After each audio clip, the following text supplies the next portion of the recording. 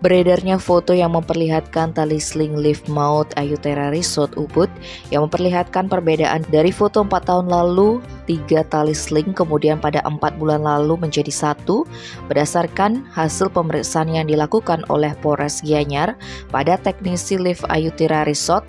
Terungkap bahwa pengurangan itu sengaja dilakukan oleh owner.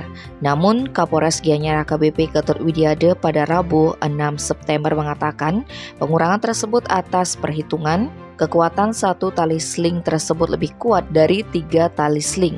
Namun Polres Gianyar masih menunggu hasil bid lapor Polri Cabang Denpasar untuk menyatakan keamanan satu tali sling tersebut.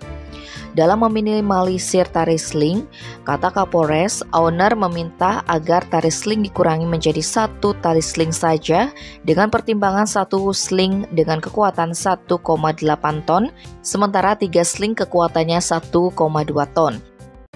Meski demikian, pihaknya belum bisa memastikan bahwa 1 tali sling yang diklaim dapat menahan beban 1,8 ton itu tak menjadi pemicu kecelakaan lift.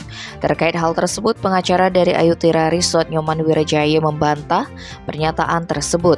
Pihaknya mengatakan akan mengusut tuntas permasalahan ini lantaran yang menangani masalah teknisi lift langsung dari pembuatnya langsung. Insiden tali sling lift putus yang terjadi pada Jumat 1 September lalu segera ditindaklanjuti Dinas Ketenagakerjaan dan ESDM Provinsi Bali dengan menurunkan tim pengawas ketenagakerjaan untuk melakukan investigasi ke lokasi yang berlangsung sebanyak 2 kali.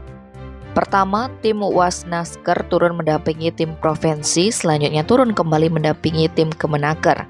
Demikian yang diungkapkan Kepala Dinas Ketenagakerjaan dan ESDM Provinsi Bali Debagus Setiawan menjelaskan bahwa berdasarkan data yang mereka peroleh, memang telah dilakukan pemeriksaan pada November 2022 lalu.